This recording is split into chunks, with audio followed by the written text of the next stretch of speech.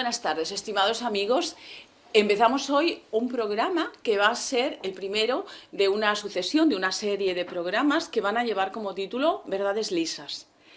Este pequeño título tiene la continuación Exigencias rotundas y es de un poeta que se llama Samuel Ros, un poeta valenciano, olvidado por diferentes cuestiones, y es un título que a mí me parece muy adecuado. Hoy, hace 100 años del golpe de Estado de Miguel General Primo de Rivera. Y tenemos aquí, para explicar un poco la importancia de todo este periodo histórico, a dos personas expertísimas en la materia, que son Javier Barraicoa, buenas tardes, y José Alsina. Hola. Javier Barraicoa, como todos vosotros sabéis, es profesor de Historia en la Universidad Abad Oliba, es doctor en Filosofía y profesor de Ciencias Políticas en Abad Oliba, y es el presidente de Somatemps. Josep Alsina es el director, son ambos escritores, director de la revista Nil Obstat, el director de La Emboscadura y licenciado en Biología, catedrático de bachillerato durante toda su vida. En el año 2000, máster en Historia Natural y Filosofía Natural. Bueno, la importancia de Miguel Primo de Rivera. Bueno, ante todo, decir que el programa no solamente es para todos vosotros que estáis aquí, sino también para las personas que nos van a ver en diferido. Estará colgado en todas las redes, a más tardar, mañana, pasado. Y bueno, así empezamos un poco lo que sería la conferencia. El 13 de septiembre de 1923, el general Primo de Rivera se hace cargo del gobierno de la nación con poderes absolutos. Es un golpe de timón por medios excepcionales. Él creyó que el remedio de los males de España radicaba en implantar la paz y el orden. Su móvil fue siempre el patriotismo. Y sin más, empezamos ya con la palabra a los expertos y empiezo con la primera pregunta. Javier, ¿cuáles fueron los antecedentes y los desencadenantes del golpe de Primo de Rivera? ¿Me lo preguntas? Sí, es que has dicho Javier. Bueno. Ay, perdón, Josep. Bueno, vamos a ver. Yo hablaría de unos antecedentes lejanos y de unos cercanos, ¿no? Como sabéis, cuando Primo de Rivera da el golpe, pues en España impera un régimen político que es el llamado Restauración, ¿no? La Restauración era un régimen político implantado por Cánovas del Castillo, que con el Partido Conservador, luego se inventa un partido liberal, o sea, son dos partidos que se van turnando en el poder. Es un régimen que se caracteriza por el caciquismo, es un régimen que se caracteriza por los pucherazos electorales, se ponen de acuerdo, tal. Pero, bueno, es un régimen que fue aguantando a trancas y a barrancas hasta una fecha muy característica que es el 98. Es decir, cuando España es derrotada de forma estrepitosa frente a Estados Unidos, pues la gente creía realmente que tenía un régimen político, en fin, que funcionaba, y entonces se dan cuenta de que todo aquello es una fantasmada enorme. De hecho, el propio Ortega y Gasset definió el régimen como un panorama de fantasmas, dice, ¿cómo lo dice? Dice, donde unos ministros alucinados y unos periodistas falsarios, ¿no?, pues mantienen la fantasmada. De hecho, tiene ciertos parecidos con el régimen actual. Bueno, pero a partir de este momento, pues empieza a ver realmente el régimen empieza a tener serios problemas, ¿no? Y ahí, desde ámbitos muy distintos, ¿no?, hay una serie de corrientes regeneracionistas que de alguna manera pues intentan pues provocar cambios. Desde el Partido Maurista, que es una escisión del Partido Conservador, los propios militares, el Partido Socialista, los regionalistas catalanes, en fin, desde muchos ámbitos pues se empieza a hablar, ¿no?, de la necesidad de una regeneración, y en cierta manera pues Primo de Rivera pues hace suyas muchas de estas peticiones, ¿no?, de estas ideas que están por ahí circulando. Y luego tendremos unos antecedentes próximos, que serían, en primer lugar, el tema de la guerra de Marruecos. Es una guerra muy impopular. Primo de Rivera, curiosamente, es abandonista, es partidario de abandonar, aunque luego al final acabará siendo el que zanja el tema, y además con una victoria, ¿no? Y luego se da también, más próximo aún, ¿no?, precisamente el 11 de septiembre, los grupos más, podríamos llamar ya independentistas, escindidos de la Lliga, como Acció Catalana, pues precisamente aquel 11 de septiembre realizan una serie de acciones en Barcelona, con insultos al rey, con insultos a España, ¿no? Y esto también es un antecedente inmediato, ¿no? Es un conjunto de situaciones que acaban provocando, ¿no?, el movimiento de de Primo de Rivera. Javier, si quieres añadir algo a esta cuestión de antecedentes y desencadenantes. Sí, básicamente el esquema es el que ha comentado Josep.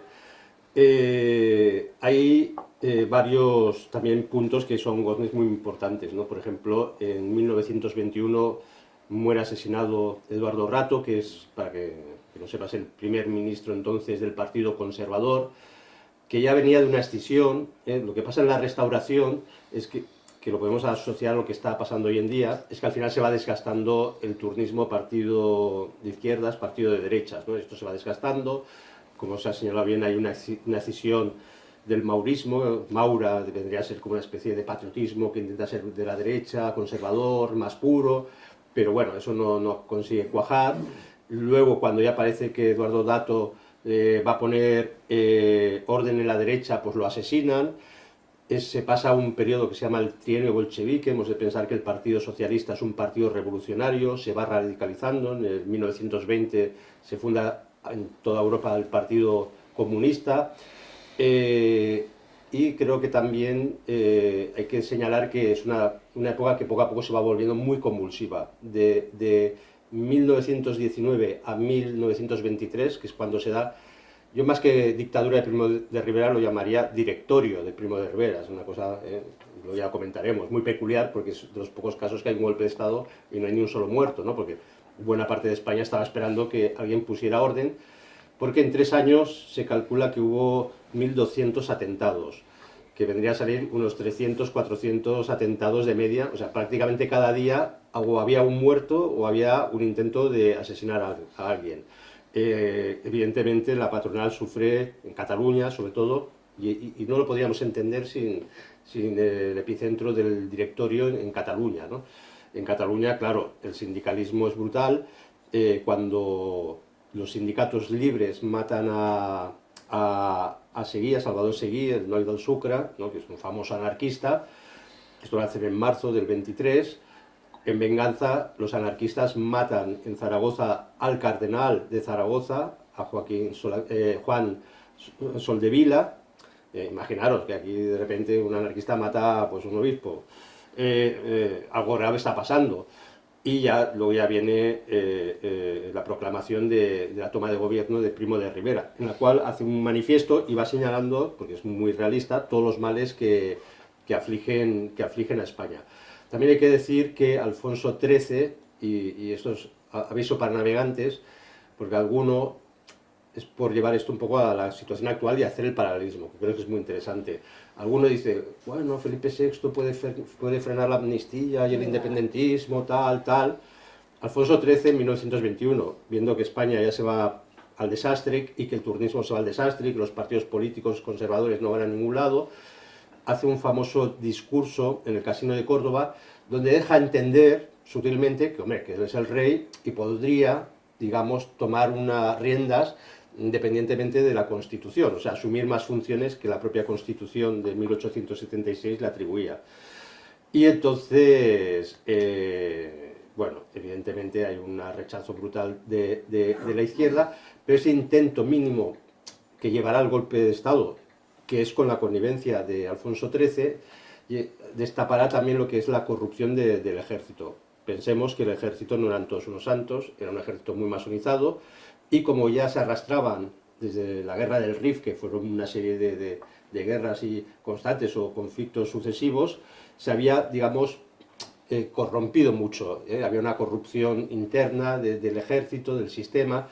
Total, el ejército, que era una parte muy importante, porque pensemos que en esa época el presupuesto del Estado, un 20% tranquilamente se iba al ejército, no es como ahora un 1%, o sea, era un poder fáctico real, pero corrompido, los partidos corrompidos, la sociedad violenta.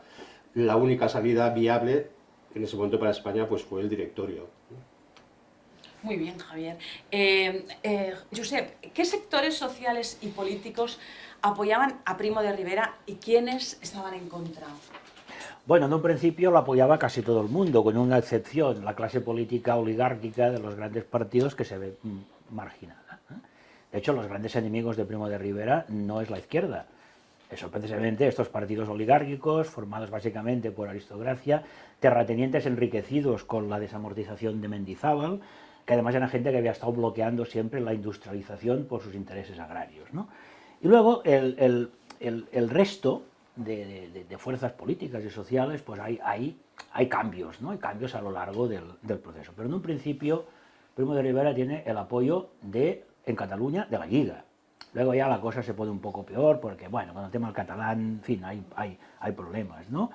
Curiosamente, el Partido Socialista apoya a Primo de Rivera, ¿eh? Es decir, Largo Caballero, que además es curioso porque los más radicales, Largo Caballero, apoyan a Primo de Rivera, mientras que los más moderados son los que son más escépticos.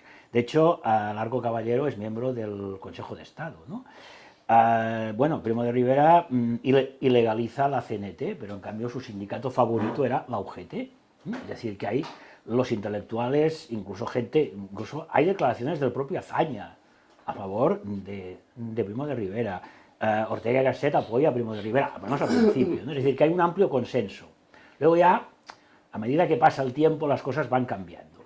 Pero quienes siempre estarán en contra son las minorías oligárquicas vinculadas a los partidos dinásticos, que evidentemente se ven absolutamente marginadas del poder político, que habían estado monopolizando, y además de forma bastante cutre, durante muchos años. Creo que esto sería un poco la idea. Luego ya iremos viendo cómo cosas van cambiando y al final pues algunos sectores que habían sido partidarios se van apartando un poco, ¿no? Pero digo, en principio hay casi unanimidad en torno a este movimiento, con la única excepción de estas oligarquías.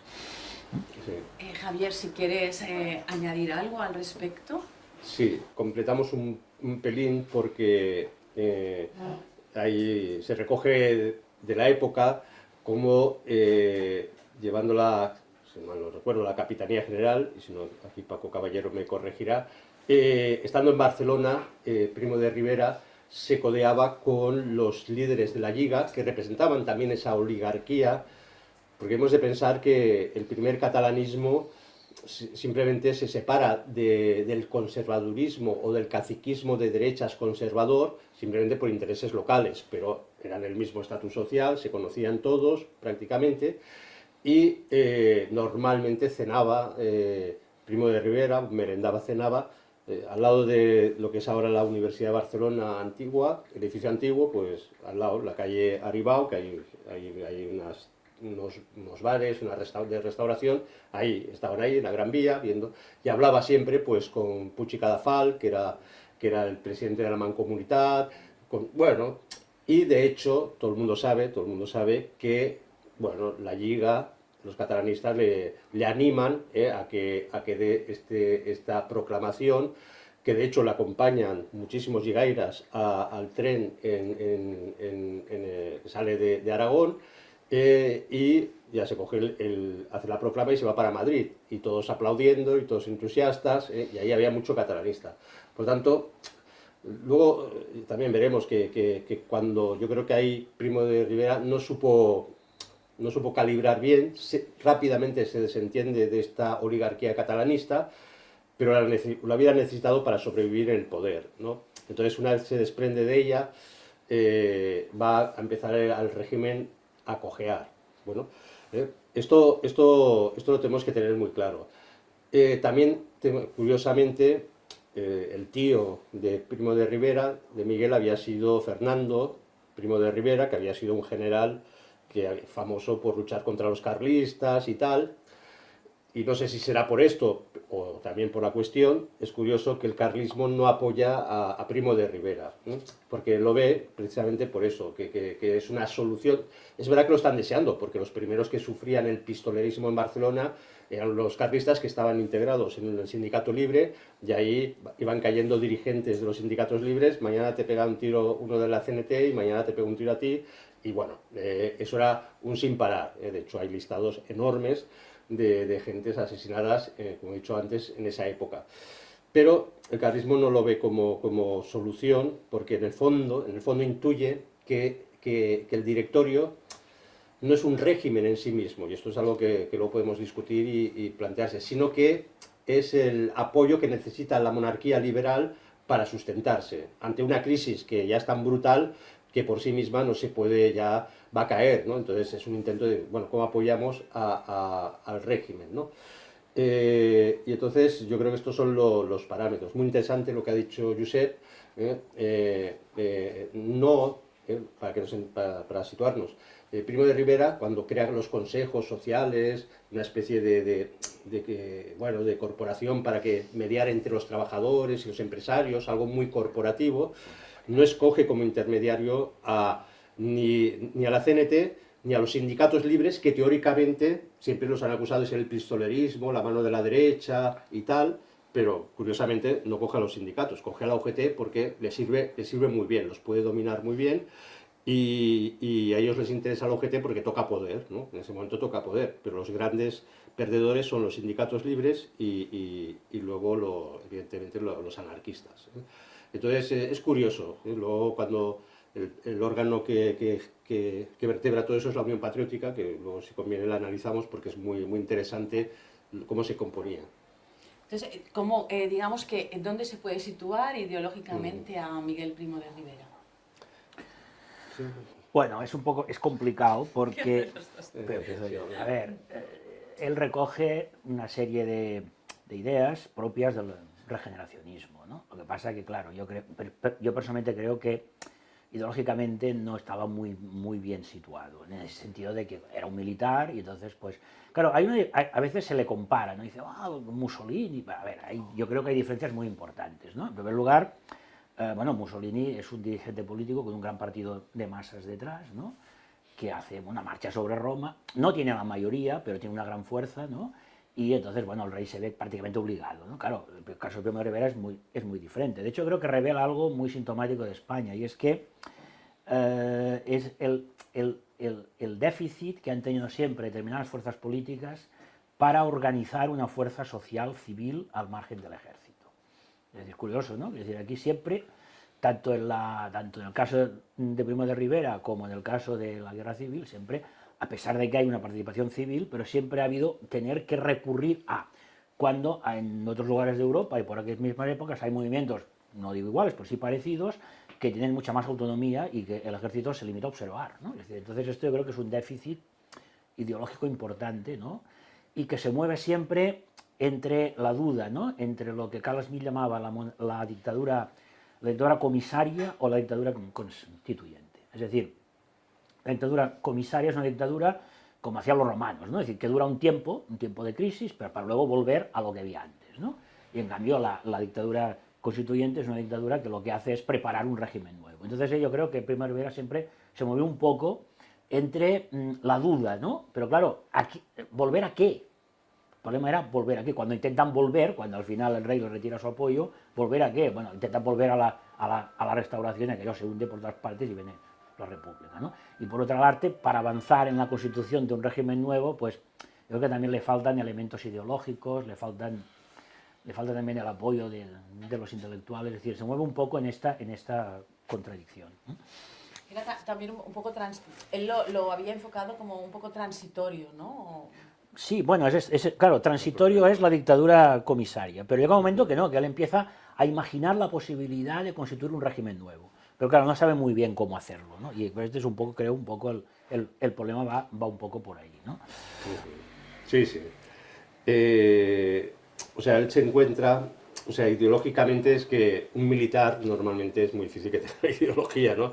Era un militar borbónico, y un militar borbónico, pues su finalidad era mantener el régimen de 1876, por cierto, igual que tantos militares de hoy en día, por muy patriotas que se digan, bueno, ideológicamente no se mojan, y lo suyo es que se cumpla la Constitución y que se mantenga el régimen tal y como está, ¿no?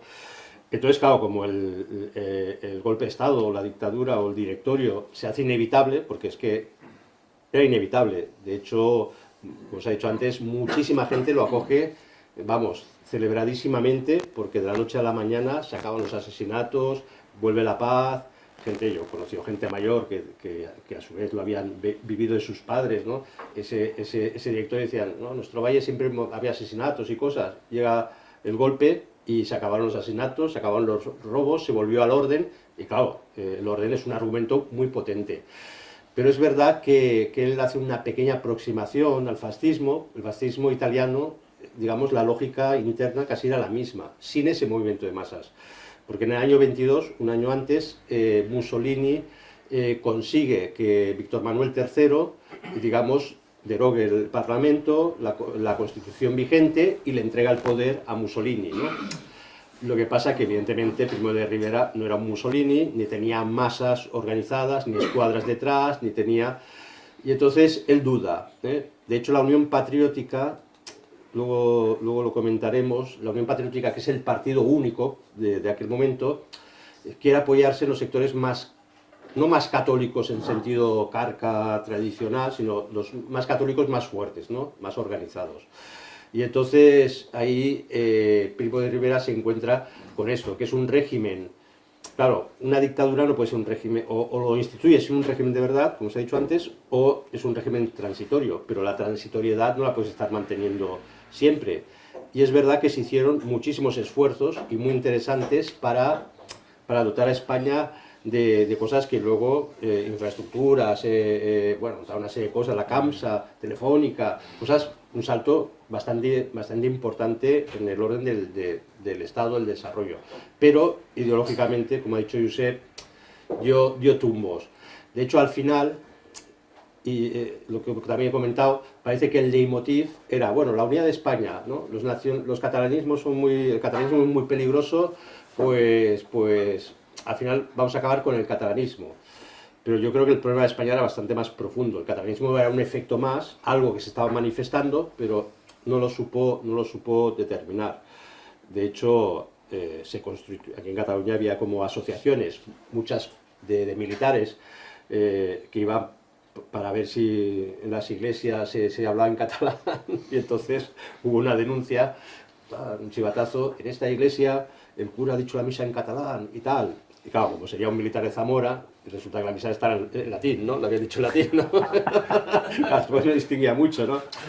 Y claro, al final dices, bueno, le faltaba como primero esos cuadros de mando, esa masa que podía tener el fascismo y esa ideología que podía articular un nuevo régimen. Entonces, el régimen era transitorio y por lógica pues tenía que agotarse.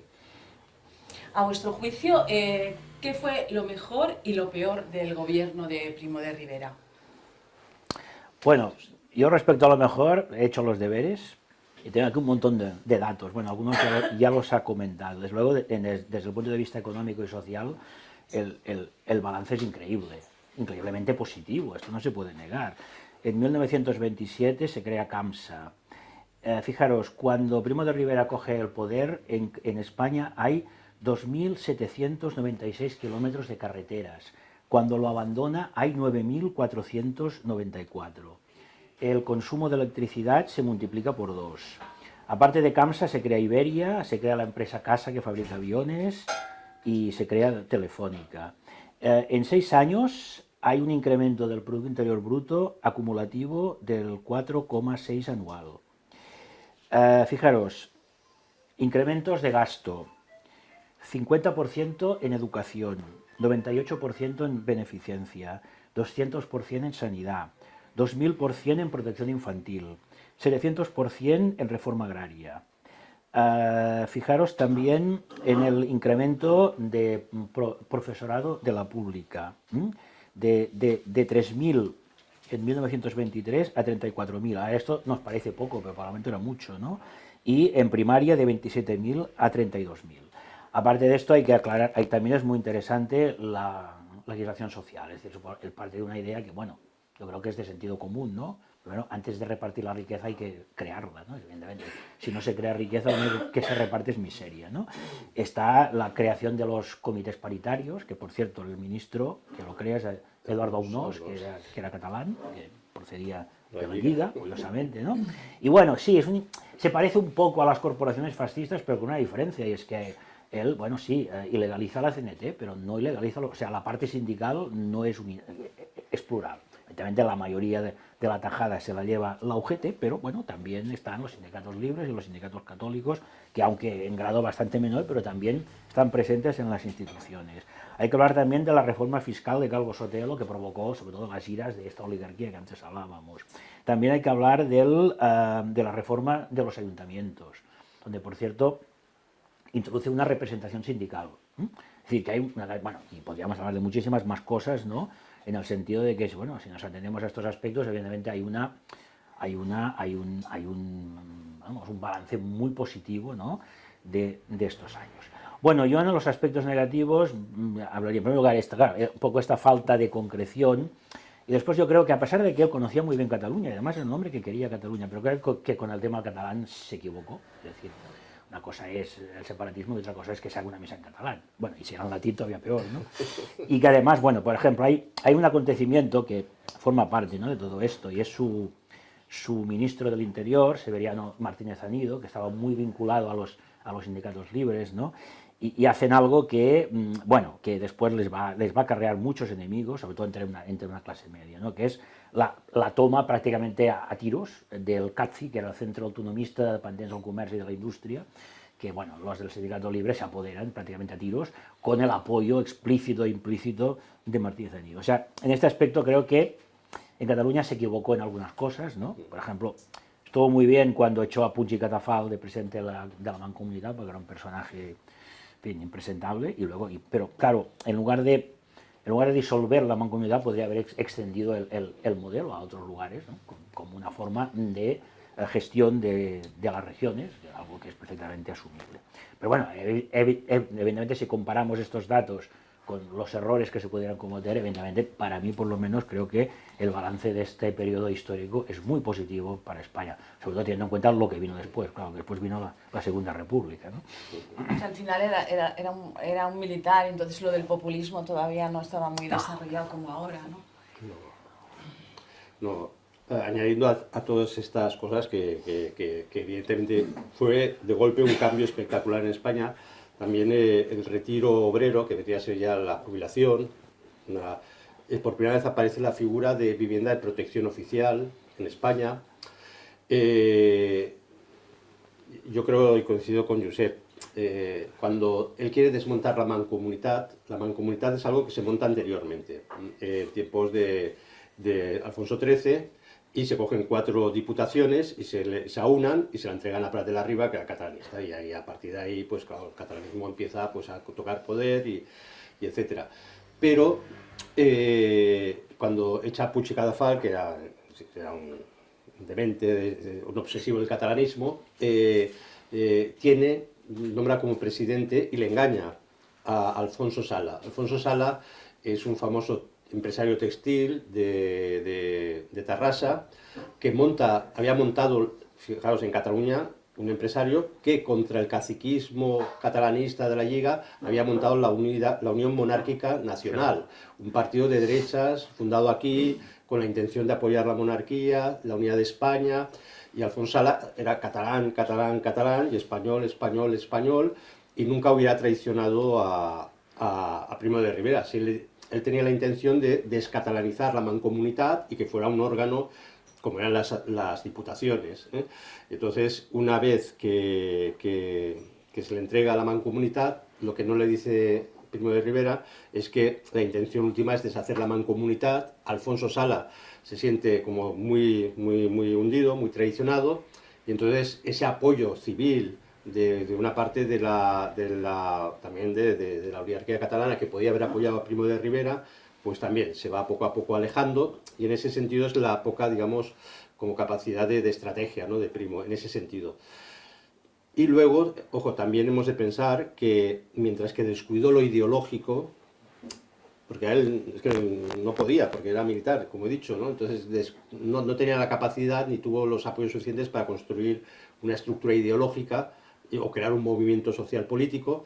Lo económico fue muy bien, pero ojo, también porque se sale de la Primera Guerra Mundial. España, claro, es neutral y ha conseguido exportar mucho, con lo cual eso ha favorecido muy bien la economía, pero son los felices 20, claro, los felices 20 fueron muy bien la economía, pero cuando llega ya el directorio acaba en el 29, y justo que es el crack del 29, que ya... entonces, claro, un régimen puede aguantar muy bien los vaivenes económicos si tienes ideología, si tienes, digamos, una filosofía de hacia dónde vas, etc. Pero claro, la gente ve lo inmediato. Si lo inmediato es que ahora se hunde la economía, pues qué bien con Primo de Rivera, porque la gente es así de simple, qué bien, ahora lo opamos a este porque va muy bien la economía y ahora lo abandonamos porque va muy mal la economía, ¿no? Y, bueno, hay otras cosas que evidentemente de salud que tuvo Primo de Rivera, pero yo creo que este es un poco el balance, cosas buenas y cosas malas. A mí me gustaría añadir, bueno, comentar que hay unas ideas que vienen recogidas en un libro que se llama La ideología social de Miguel Primo de Rivera, escrito por Sigfredo Illers, que habla de que él llega a la política social a partir del patriotismo. Y es ahí donde él empieza a estructurar. Está muy bien desarrollada esa tesis, cómo intenta asociar que no hubiese ese desencuentro entre el obrero y el capital y la producción para mejorar la economía de España, y como muy diferente de las centrales sindicales que en muchas ocasiones parece como que trabajaban para generar conflicto, ¿no? No sabemos si tendría alguna relación con la revolución del 17, que estaba ahí recién nacida, y interesaba también en España generar todo una revolución. Pero es muy interesante Hay una cosa que, si me permites, que no he dicho. En Cataluña, solo en Cataluña había la tradición del somatén. De hecho, la famosa crisis de la Semana Trágica de 1909, que se empiezan a quemar iglesias y hay movimientos revolucionarios, los somatenes salen, en ese momento los tiene muy controlados la Lliga, el famoso desfile de somatens, todos armados con Francesc Cambó a la cabeza, por Barcelona, como una demostración de fuerza de la derecha, ¿no?, frente a terror revolucionario. Y entonces ahí sí que Primo de Rivera es muy inteligente y exporta el somatén a toda España. En el directorio, de hecho todavía en toda colección estas cosas, puedes encontrar chapitas medallas del somatén, pero de Valladolid, de tal, porque eso sí que lo tiene muy claro, ¿no? El régimen tiene que tener un apoyo social, y además frente al mundo revolucionario, pues claro, hay que estar armados, ¿no? Y entonces esa tradición medieval catalana, que es el somatén, lo lleva a toda España. Josep, ¿qué fue la Unión Patriótica? Bueno, pues como ya antes ha comentado Javier, la Unión Patriótica es el partido que crea Primo de Rivera pero claro, es curioso, ¿no? Claro, cuando un partido se crea desde el poder, pues es un poco complicado. De hecho, en la historia de España hay dos antecedentes muy diferentes, ¿no? Uno es la Unión Patriótica y otro fue la UCD, otro partido creado desde el poder. Evidentemente no tenía nada que ver. Bueno, yo creo que la Unión Patriótica, para mí el aspecto más interesante fue que reclutó gente sobre todo de clases medias, de pequeña burguesía, ¿no? Gente que nunca había podido participar en política, porque la política durante la Restauración era la política de las oligarquías, es decir, la gente de, ya no digo trabajadores, incluso gente de clase media no tenía ninguna posibilidad, ya ni les pasaba por la cabeza la posibilidad de que puedan tener cargos públicos, ¿no? Y a través de la Unión Patriótica, pues, bueno, algunos ya son gente que tiene experiencia en el maurismo, pero muchos son gentes acabados de llegar, y entonces pues esta gente por primera vez pues ocupan cargos públicos, ¿no? Y allí se va a gestar un poco lo que después será la base social de movimientos como Renovación Española, etcétera.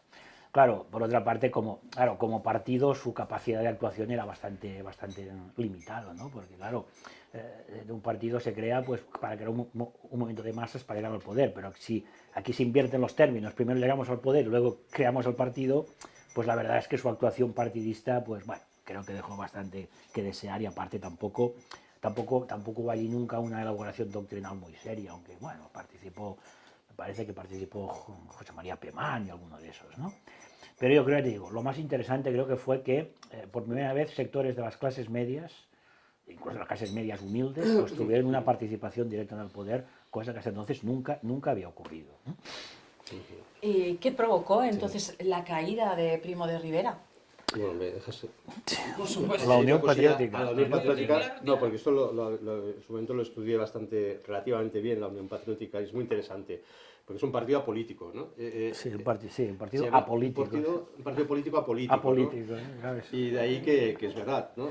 Entonces, cuando el primer acercamiento mínimo que hace al partido fascista de Mussolini, que después, por cierto, entra en conflicto porque en medio de la dictadura aparece Prats de Molló, que Francesc Macià quiere invadir Cataluña, y eso es en el fondo una jugada que le hace Mussolini a Primo de Rivera porque dice, bueno, ahora como desde Francia, de hecho Mussolini apoya a Macià para que invada Cataluña y así se crea un conflicto internacional. España, Primo de Rivera, se enfade con Francia y Mussolini se reparta a Marruecos y se lo quede todo, ¿no? Bueno, estas estrategias muy divertidas de poder.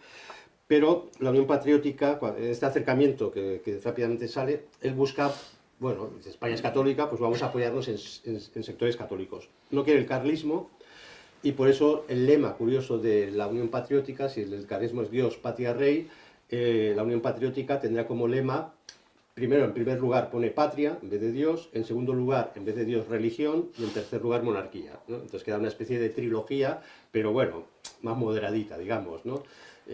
Patria, religión, monarquía. Y entonces hay muchas unidades patriotas en el fondo. Ya estaban medio fundadas por la Asociación Nacional de Propagandistas, Ángel Herrera Oria, sobre todo en Castilla, la Unión Patriótica Castellana, que se movían por los sindicatos agrícolas del norte de Castilla, que curiosamente donde se había extendido la Unión Patriótica Castellana será cuando en el 36, en la sublevación del 36, es la zona nacional primera, porque coinciden perfectamente los mapas.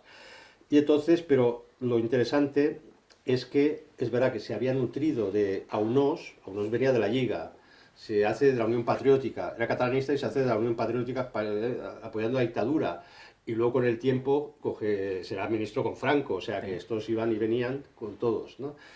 Pero la Unión Patriótica, insisto, busca un tipo de católicos que acepten la monarquía liberal, con lo cual ya no es como el tradicionalismo, sino que, bueno, aceptamos el juego de la monarquía liberal, y cuando se hunde la Unión Patriótica es lo interesante. Este Ángel Herrera Oria fabricará, armará lo que son, ya cuando llega la República, en primer paso es la acción social popular, que será el embrión de la CEDA, de la derecha.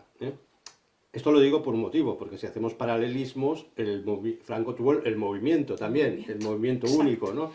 Y se apoyó en estos católicos, los mismos, los propagandistas, se apoyó, igual que con el Opus, con una serie de grupos católicos muy de presión, y estos mismos movimientos, cuando ya veían que el franquismo caía o tal, son los que ante el nuevo régimen se adaptaron perfectamente, y igual que salió la UCD en la transición nuestra y luego el PP, pues esos son los que dan lugar a la CEDA, que ojo, la CEDA era la derecha española, que decían que eran católicos, muy católicos, pero que estaban dispuestos a aceptar la República, porque era el régimen constituido y por tanto no se plantearon en ningún momento tumbar la República, que otros sí, el tradicionalismo decía, la República es el enemigo clarísimo de España y de la religión. Si estos gobiernan y gobiernan 10 años, se acaba España, ¿no? Entonces era la actitud muy diferente, ¿no? Entonces yo creo que es muy interesante estudiar la Unión Patriótica por estos personajes, cómo se transforman, cómo se acaban adaptando a las circunstancias. Bueno, yo, aunque no sé si viene al caso, pero a mí se me ha hecho mucha gracia la evolución política de los monárquicos alfonsinos, ¿no? Que cuando está el rey Alfonso XII, Alfonso XIII, la monarquía liberal, cuando echan al rey, de repente se vuelven tradicionalistas. Sí, sí. Entonces, bueno, esta gente como Calvo Seder, ¿no? Que era, bueno, más que nadie. Pero bueno, cuando ya vuelve otra vez la cosa, que ya el franquismo se acaba y ven otra vez la posibilidad, ¿no? Vuelven otra vez a ser liberales y apoyan en principio al conde de Barcelona, bueno, y luego posteriormente a los reyes actuales. Es decir, es curioso, ¿no? Cuando se quedan sin rey se vuelven tradicionalistas, pero cuando ven la posibilidad de tener otra vez un rey, entonces pasan otra vez al otro lado del redil, ¿no? Y esto sería un poco, la cosa va un poco por ahí, ¿no? Sí, sí. Sí, el arribismo de los políticos, no nos extrañamos en nada con la situación actual, claro. Estas estrategias políticas que, bueno, las hay de todos los colores. Y, bueno... pero una cosita que es muy interesante. Como Primo de Rivera disuelve las diputaciones, se apoya, como ha dicho muy bien Josep, en los ayuntamientos, ¿no? Y quiere activar la vida de los ayuntamientos, que está muy bien. Pero como había un partido único, quien preside los ayuntamientos son gente de la Unión Patriótica, ¿vale?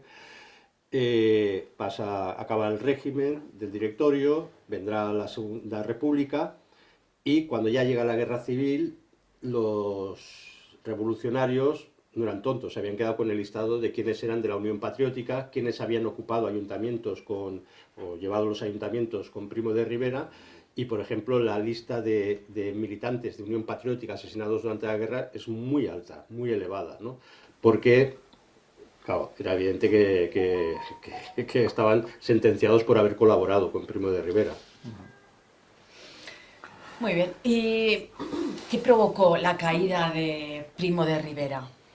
¿Fue caducidad o qué es lo que fue? Bueno, yo creo que hay varios factores, ¿no? En primer lugar, lo que ya hemos dicho, no acaba de decidirse entre una dictadura constituyente o una dictadura comisaria, ¿no?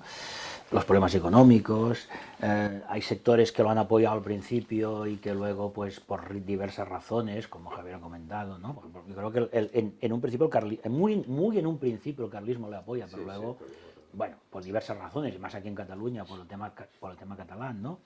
Es curioso al revés, por ejemplo, la evolución de los sindicatos libres. Estos van al revés, ¿no? O sea, es precisamente a lo largo de la dictadura cuando estos sindicatos, que al principio son muy escépticos con Primo de Rivera, pero luego acaban siendo, bueno, los más entusiastas, e incluso esto le provoca un alejamiento del carlismo, porque originariamente era un sindicato que se había originado en los medios del carlismo más radical, y precisamente hay como una marcha, ¿no? en sentidos opuestos. Hay también muchos sectores de los intelectuales que al principio lo han apoyado, entonces los intelectuales entonces tenían más influencia que ahora, ¿eh? O sea, entonces el metrapenser existía, no como ahora, ¿no? Hay una serie de fenómenos, pero evidentemente los que siempre están torpedeando a Primo de Rivera son las antiguas oligarquías. Esto siempre, esto va a ser una constante, ¿no? Contra la reforma fiscal de Calvo Sotelo, contra los comités paritarios. Por ejemplo, los comités paritarios agrarios jamás se llegan a reunir porque son boicoteados por los terratenientes. Y bueno, pues ellos ya ven con una ingenuidad tremenda, ¿no? Estos antiguos sectores del Partido Conservador, del Partido Liberal, pues ya se frotan las manos, ¿no? A la que el rey le quite el apoyo a Primo de Rivera, volveremos a estar nosotros. Bueno, lo que vino no fue esto, lo que vino fue la Segunda República, ¿no? Sí, un dato que pesa mucho es que él ya tiene diabetes. Al final, de hecho, se va, cuando se exilia, al cabo de un año muere en París, y claro, eso es una debilidad del personaje y por lo tanto el régimen. Pero la clave es que él intentó un proceso constituyente, crear una constitución, pero no había ni posibilidades de consenso, ni posibilidades reales de apoyos sociales para... Pues, entonces era un régimen que se tenía que agotar, que por cierto tiene intentos de golpe de Estado, lo cual es muy divertido, contra Primo de Rivera. Él mismo se encuentra entre la clase de militares, la sanjuanada famosa es el general Weyler, famoso que había estado en Cuba, que intenta, digamos, retirar con un golpe de Estado a Primo de Rivera para que el ejército vuelva al status quo anterior, que era, digamos, el nivel ese de corrupción y todo esto, ¿no?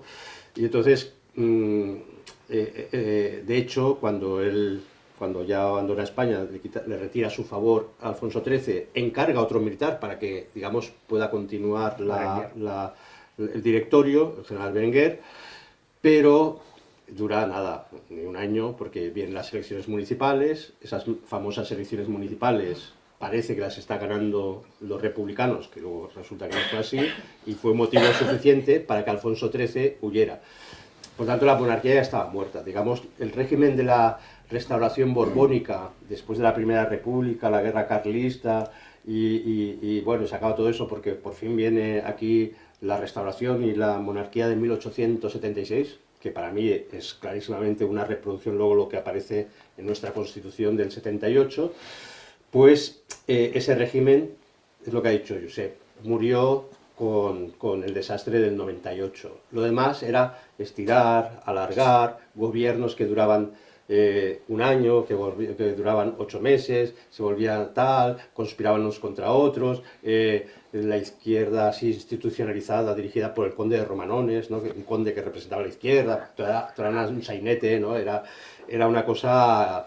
Y eso, y yo creo que es esto, que fue como alargar una agonía, y lo único que consigue la dictadura es, digamos, una especie de apariencia de regeneración social, pero que le faltaba, ¿no? Entonces, otra cosa es lo que pasa con Franco después de una guerra civil, que es muy diferente. Después de una guerra civil se ha conmocionado a toda la sociedad, tienes adhesiones a muerte, y los que te vayan a muerte da igual porque los vas a exiliar y se han largado, y te da la posibilidad de reconstruir algo, ¿no?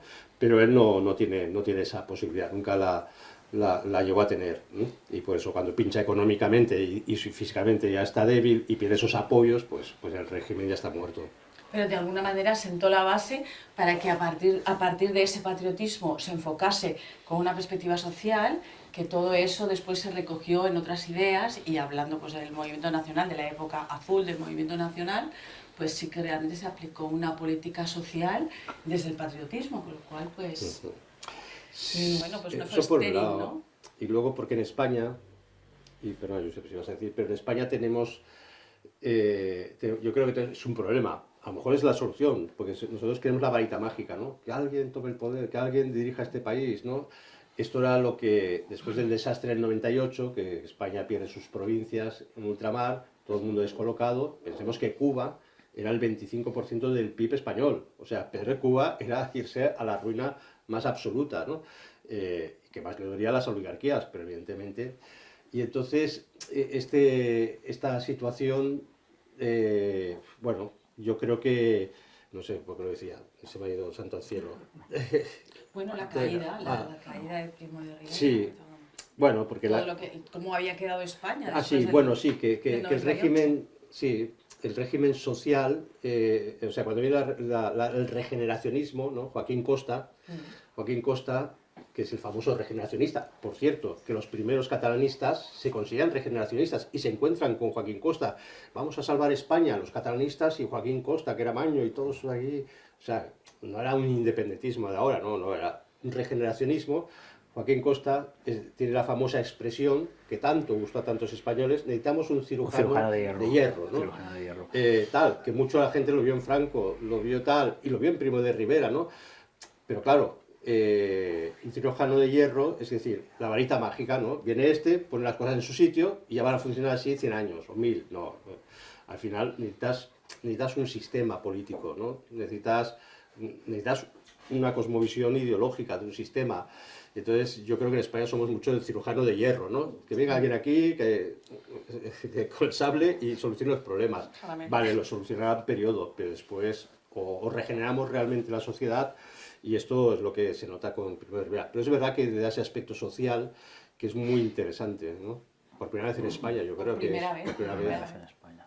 Bueno, el Maura ya los mauristas hablaban de cosas de estas, pero la verdad es que luego en la práctica eran tan caciquiles como los otros. Es decir, sí que había un discurso regeneracionista, pero cuando de época que Maura gobierna lo hace apoyándose las tramas caciquiles, los casinos, en fin, toda la movida era prácticamente lo mismo. Lo que pasa es que había un discurso, y sí que en el seno del Partido Maurista pues sí que se forma gente que luego pues estará en otras movidas, ¿no? Bueno, eran políticos, ¿no? Sí, bueno, Don Miguel era un militar, claro, y es diferente. Sí. No, es muy interesante lo que ha dicho Javier, esto de este primer catalanismo. Yo quisiera recordar que la primera vez que los partidos oligárquicos son derrotados en unas elecciones que eran elecciones muy turbias, pero son derrotados, precisamente en Cataluña con Solidaritat Catalana. Y Solidaritat Catalana era una coalición que reunía a la Lliga, a los carlistas, a los integristas, que era una escisión del carlismo más radical en los temas religiosos, y a los republicanos no lerrouxistas. Es decir, que hay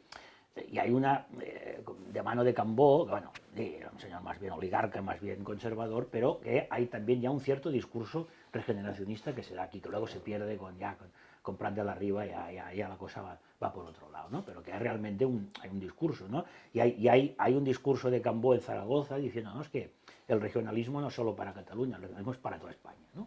Y dice, es que esto de las regiones es algo mucho más natural que las provincias, porque las provincias es la típica cosa borbónico racionalista de coger el mapa de España y dividirlo en cuadrículas. En cambio, las regiones, bueno, son algo mucho más natural y tal, y nomás algunas de ellas están directamente relacionadas con los antiguos reinos medievales. Es decir, que en la Lliga tampoco todo era malo, aunque había una cierta tendencia, evidentemente, a los intereses empresariales que estaban allí presentes, ¿no? Y que además, otro detalle que también influyó en el apoyo de la Lliga Primo de Rivera es el tema del proteccionismo, ¿no? Porque en aquel momento había un gobierno liberal, creo que el presidente era García Prieto, el cual, pues bueno, hace una política librecambista. Claro, hacer una política librecambista en un país con poca presencia industrial es un suicidio. O sea, lo normal, cuando un país se está desarrollando en su industria, es ser proteccionista. Y luego, cuando ya es fuerte y puede competir, entonces es librecambista. Pero ese señor no, ese señor quería ser librecambista cuando en España solamente había industria, en Cataluña y en el País Vasco, ¿no? Entonces, claro, estas políticas proteccionistas pues ayudaron también a desarrollar esta industria, aunque prácticamente estaba localizada en Cataluña, en el País Vasco. O sea, es hasta los años 60 que no se industrializa España, ¿no? Y esto también fue un factor importante del apoyo de la Lliga pues, a Primo de Rivera, que evidentemente practicó políticas proteccionistas. Bueno, yo no sé si os ha quedado a todos claro todo esto. Podéis hacer preguntas, podéis comentar, podéis participar, porque al final esto es así como abierto. Sí. No sé si podemos pasar el micro, ¿verdad? No, se irá. Hay un episodio que se atribuye a la época de Primo de Rivera, que se supone que es la ruptura del catalanismo con la dictadura, que es una, no sé si lo habréis oído, ¿no? Creo que es una final de Copa del Rey, no sé si en las Corts, en que se silbó el himno de España. Se clausura. Masivamente, supuestamente por el maltrato de Primo de Rivera al catalán. Y entonces los separatistas se atribuyen la posterior caída a esa campaña, ¿no?, que habría empezado ahí y que desgastaría progresivamente al régimen. ¿Qué hay de cierto ahí?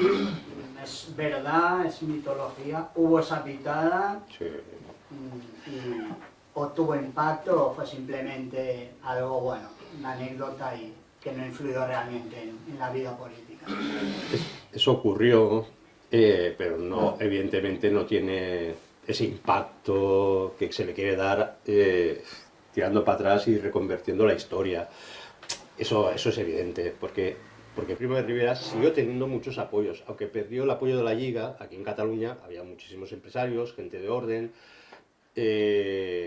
Llegó a cerrar, sabéis que ahí en el Tibidabo está el casino, el viejo casino de Barcelona, ahí en ruinas y tal, y entonces como la gente subía ahí en los felices 20 y tal, entonces se suicidaban porque perdían una cantidad de dinero, lo prohibió, no se clausuró esto, con lo cual se ganaba el apoyo de la gente de orden, ¿no? La gente incluso católica decía, bueno, está bien, estos degenerados que van al casino y se suicidan luego, ¿no? Era este tipo de digamos, que no podemos menospreciar un sistema social que otorga orden y seguridad. Por sí mismo tiene una parte de legitimidad muy importante, muy importante. Incluso los regímenes comunistas, mirad lo que os digo, en la Unión Soviética, cuánta gente, cuando se hundió la Unión Soviética, empezó todo a cautizarse, queríamos que antes se veía muy bien, ¿no? Y entonces esto sí que lo consigue Primo de Rivera. Por lo tanto, una pitada y una clausura de tal, no, del Barça, no. Bueno, también hay que añadir que por entonces ya existían, al margen de la Lliga o extinguidos de la Lliga, grupos como Acció Catalana, Sí, que eran los que eran separatistas y fueron los que después fundarían Esquerra Republicana. La Lliga era había un poco de todo, era una cosa más light, ¿no? Bueno, la prueba es que cuando hay la guerra civil, pues se van con Franco, o sea que algunos por interés, pero hay otros que no, hay otros que lo hacen de buena fe, o sea, todo el grupo que se va de intelectuales de la Lliga que se va a Burgos y se afilia a Falange, esta gente no lo hace por intereses, lo hace porque realmente pues, se lo cree, ¿no? O sea, que es un partido un poco raro, ¿no? Hay un poco de todo, hay una mezcla, ¿no? Sí, sí. Lo de Prats de Molló, se da en plena dictadura de Primo de Rivera. En el 27. Eso fue un intento de golpe, de entrada por los Pirineos. Sí, pero esto fue... Maciá, ¿no? Sí, pero esto es una... Mira, lo explico porque tiene mucha gracia. Maciá, que era un militar español, patriota, etcétera, se siente un poco despechado porque participa en las elecciones de la Solidaridad Catalana y entonces sus propios militares había tenido una representación parlamentaria. Bueno, y yo creo que él por resentimiento se hace catalanista y entonces se autoexilia, con el golpe de Estado se autoexilia. Entonces quiere montar, como es militar, una invasión de patriotas catalanes para conseguir la independencia de Cataluña. Hay un librito que guardo como un tesoro en casa, porque prácticamente no se encuentra, que son las memorias de uno de estos que participaba en esto, ¿no? Entonces se reunían en París, en un pisito, de vez en cuando aparecía Macià, ¿dónde están mis bravos luchadores por la independencia de Cataluña? Les traía unos pastelitos, otros, ¿no? Unos pastelitos y tal, pero desaparecía. Estaban hospedados en el mismo local donde estaba una logia masónica en París, con lo cual la gente decía, bueno, y entonces se da la orden, ¿no? Vamos a invadir España. Entonces les envían, se reúnen en Plas de Molló ni 200 para invadir toda Cataluña y tal.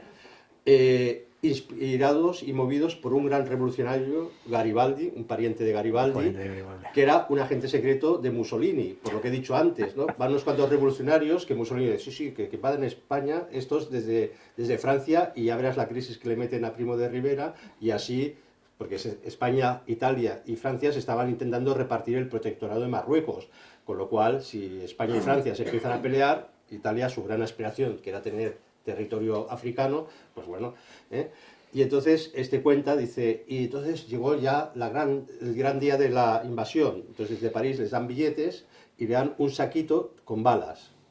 Y dice, cada bala era un calibre diferente y tal. Entonces, a ver si me voy a encontrar un arma y tendré que buscar qué bala encaja, pero solo encajará esa porque todas las balas eran diferentes. Y los que habían ahí ya empezaron a desertar porque se dieron cuenta que eso era una tomadura de pelo. Y de los pocos que llegan a Molló ya se encuentran la gendarmería deteniéndolos a todos. O sea, que ya sabían los gendarmes lo que iba a pasar. Ahora bien, esto les sirve como una plataforma brutal de propaganda y cuando cae el régimen y ya llega la Segunda República, claro, Macià es el gran héroe que ha intentado liberar Cataluña y arrastra electoralmente, gana las elecciones y por eso es el presidente de la Generalitat, ¿no? Pero esto, los que, digamos, vivieron eso y lo cuentan así de primera mano, se dan cuenta de que eso, o sea, les tomaron el pelo porque era imposible una organización de una invasión de Cataluña, era simplemente una puesta en escena, una pantomima, de la cual pues se aprovecha Macià. Que son expertos, ¿no?, en hacer un poco el payasito.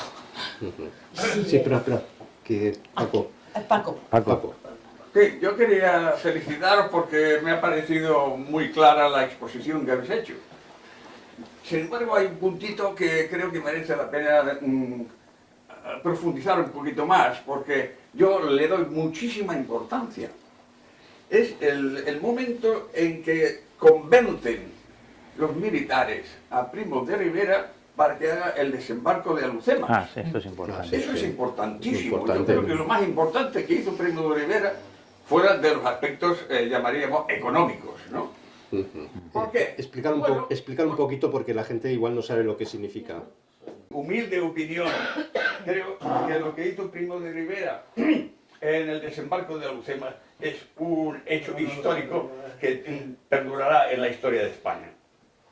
Resulta que en un momento determinado hay la decisión política de el abandonar, porque aquello es una sangría, desde primero del siglo XX, aquello es una sangría y no hacen más que ir tropas españolas, chavalillos que no tenían ni zorra idea de lo que era la milicia, a morir a Marruecos, porque iban a morir a Marruecos hasta que en un momento determinado pues a alguien se le ocurre que se pueden crear unas tropas regulares compuestas por moros y voluntarios, que es la creación de la región, y entonces esto salva bastante la papeleta. Pero allí iban los pobres chavalillos a morir.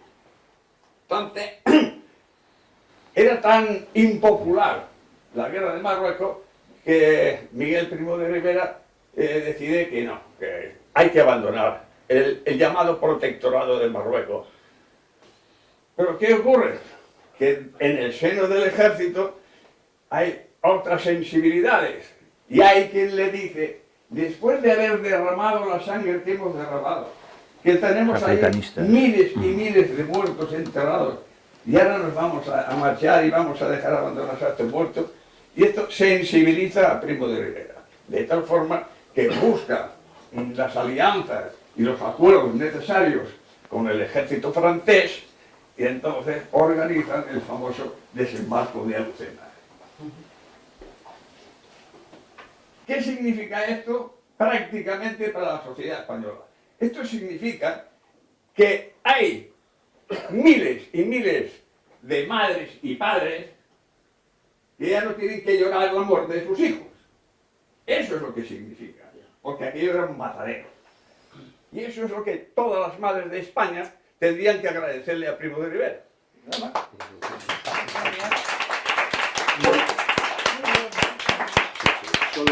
Solo en el desastre de Anual murieron 10.000 españoles.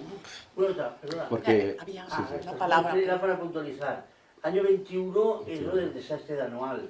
Y lo de Alhucemas es el año 24, me parece. Sí, justo Justo es lo que se llama el directorio militar, que es del 23 al 25, sí, acaba con el Una 25. pregunta, Que además es el primer desembarco moderno de la historia. Sí.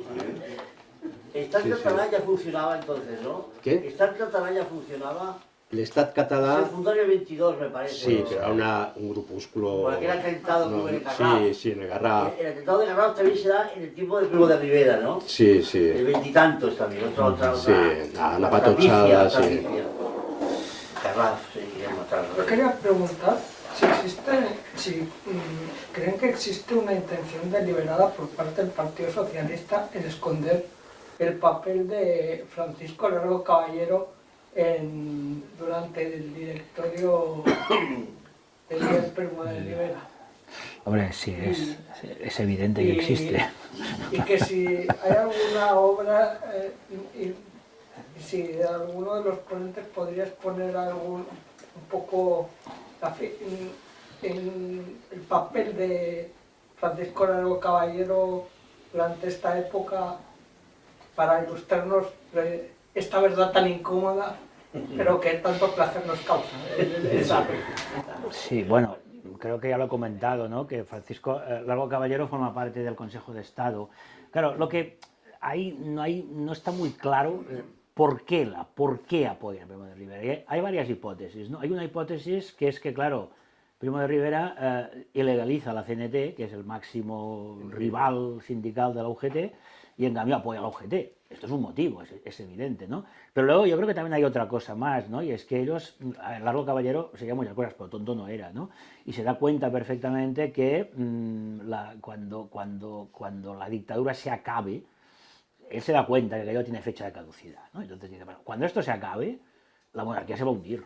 Entonces será nuestro momento. Es decir, en este sentido, pues evidentemente. Es curioso porque los socialistas más moderados, como Indalecio Prieto, son contrarios a la colaboración. Y Largo Caballero, que era el marxista revolucionario, realmente es el partidario de la colaboración. Entonces, yo creo que juegan un poco estos dos factores, ¿no? Por una parte, claro, fuera la CNT, nos quedamos nosotros con el pastel sindical. Y segundo, dice, bueno, esto va a durar lo que dure, pero cuando esto se acabe, ¿qué ocurrirá? Intentarán volver a la constitución anterior, pero aquello ya no se aguanta por ninguna parte. Esto se va a hundir, efectivamente, tenía razón. Que lo quieren ocultar, bueno, es evidente. Pero vamos, no es muy difícil. O sea, en la España actual, donde la ignorancia es una especie de doctrina de Estado, te quiero recordar que el año pasado la ministra de Educación dijo que ya no hacía falta enseñar contenidos, ya estaba la inteligencia artificial, ¿no? Entonces, claro, pues no hace falta, o sea, la mayor parte de la gente no sabe que el PSOE colaboró con Primo de Rivera. Incluso tuvieron la desfachatez hace unos años de hacer un spot electoral donde salía, bueno, que vengan los militares, ¿no? Y salía Franco, salía Tejero y salía Primo de Rivera. Pero si ustedes colaboraron con Primo de Rivera, pues como esto nadie lo sabe, pues hay color, ¿no? Y evidentemente, fíjate que de todo este tema, yo únicamente he oído dos cosas en no sé qué televisiones, por todas son igual. Una que decía que Primo de Rivera instauró una dictadura totalitaria.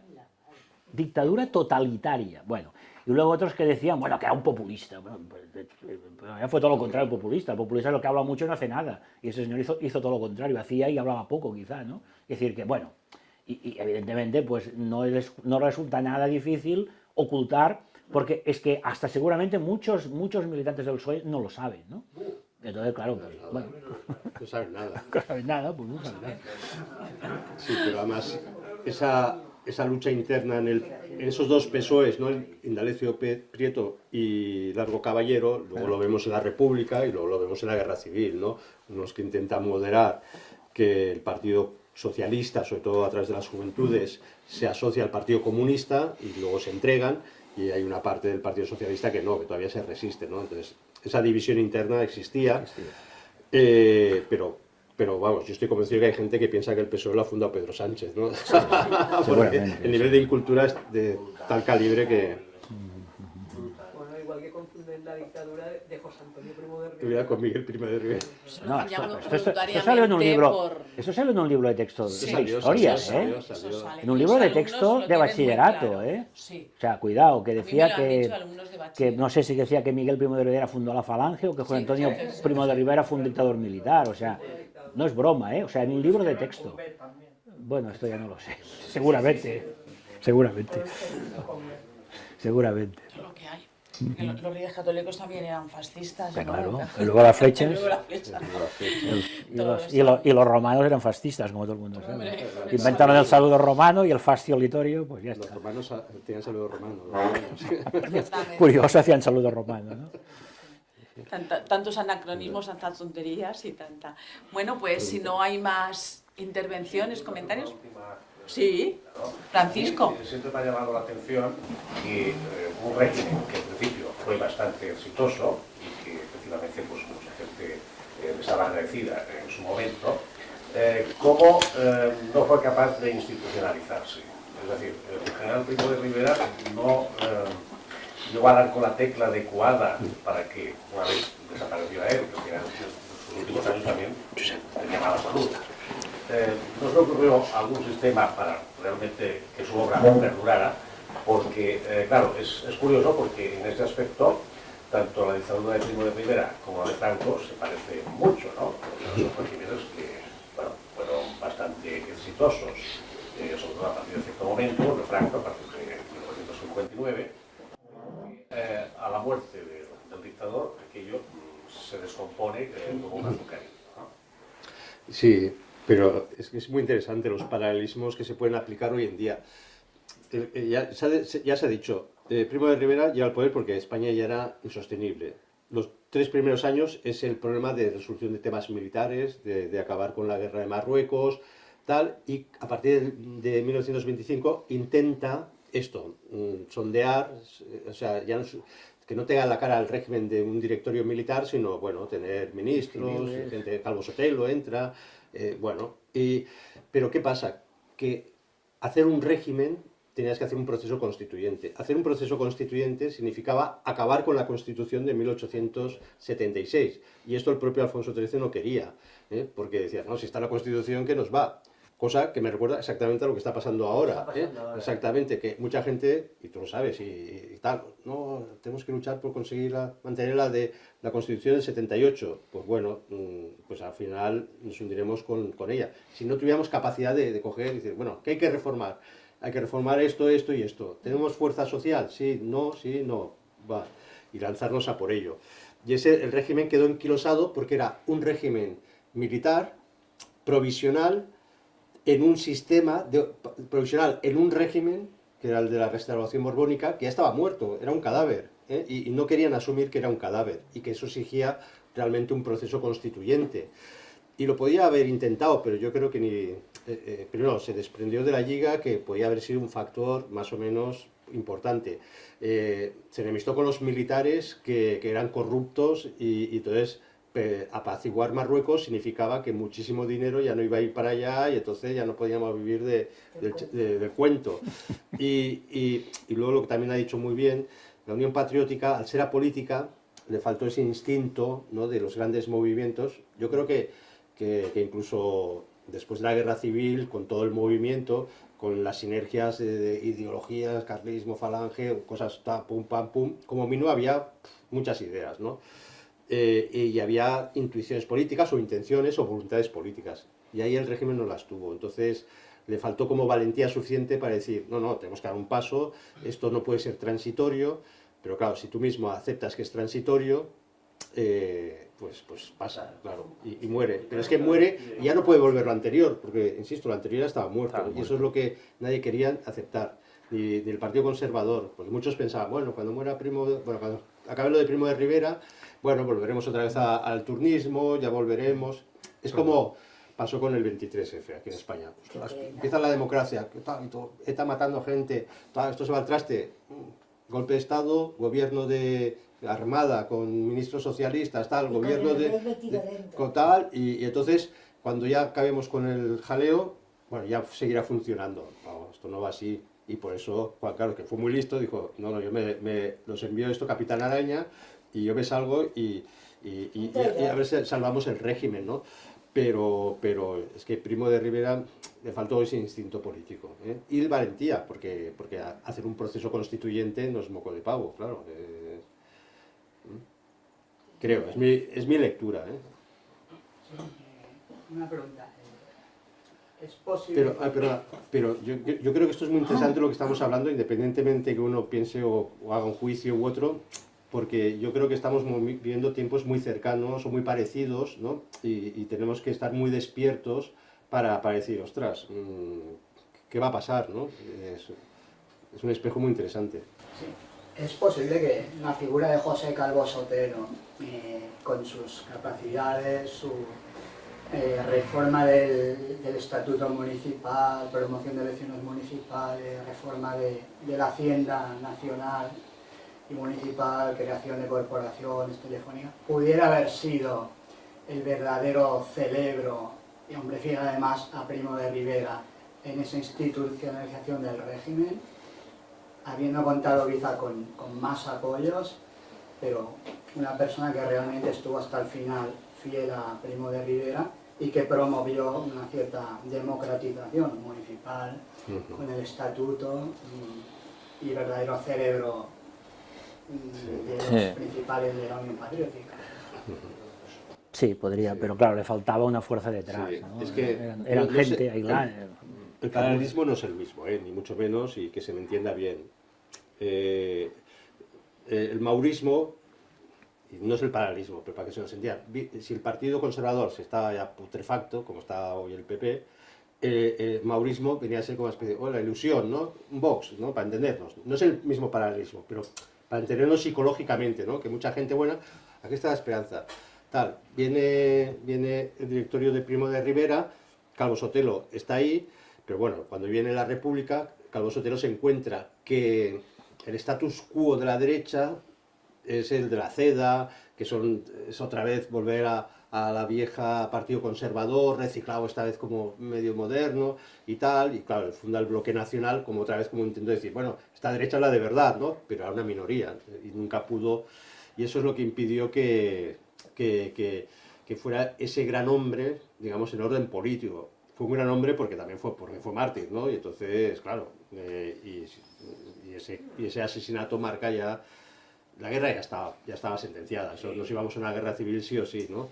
Pero bueno, la verdad es que es esa derecha que todavía quería estar dentro de un sistema, no se atrevía a romper con el sistema y a iniciar ese proceso constituyente de una nueva realidad en España, porque no tenía fuerza suficiente, pero porque la vieja derecha, el viejo caciquismo seguía dominando e imperando, ¿eh?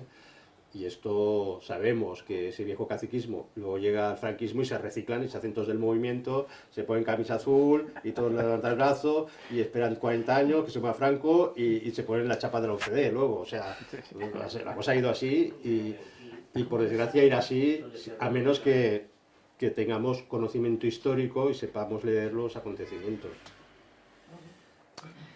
Bueno, muy bien, pues nada. Ah, perdón, Vicente, que siempre hace preguntas potentes.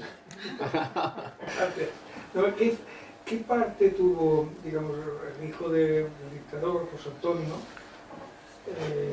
Supongo que alguna, digamos, del fundador de Falange tuvo o vivió de la base de la dictadura de su padre.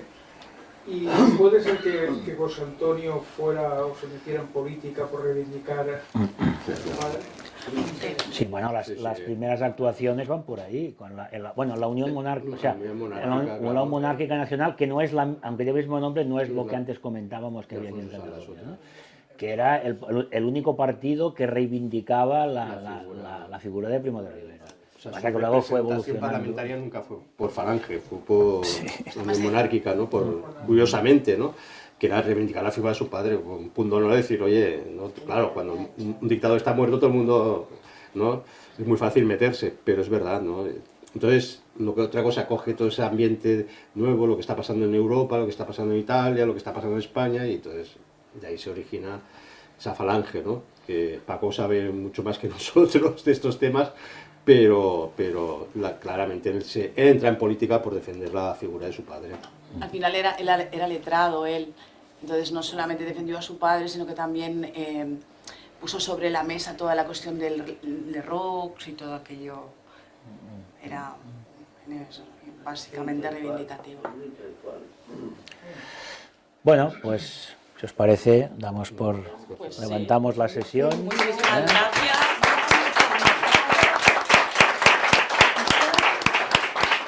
Pues encantadísimos todos de que os haya gustado, si habéis podido aprender algo y además con tranquilidad y bueno, pasando un buen Cuidado con el un buen ratito. Hasta aquí la emisión. Para todos los que la queráis ver en diferido, se pasará por las redes. Es la primera emisión de Verdades Lisas, para a ver si de aquí puede surgir alguna exigencia rotunda. Exactamente. Feliz Navidad para todos. La intención es que les acogemos, no sé, una vez al mes o cuando buenamente se pueda, o antes o con más periodicidad, programas de este estilo que puedan ser... Y se admiten todo tipo de sugerencias para Evidentemente. quien quiera hablar, en fin, temas, personas. Muchas gracias. Sí. No lo hemos dicho, pero nos queda pendiente un aniversario, que es el 50 aniversario del asesinato de Carrero Blanco, que hoy se celebra, pero como vamos con la agenda tan brutalmente apretada, intentaremos a ver si para febrero o marzo hacer... sería muy interesante todo ese asesinato de Palacio, tratarlo también en un programa así. ¿Te parece? Muy bien, pues venga.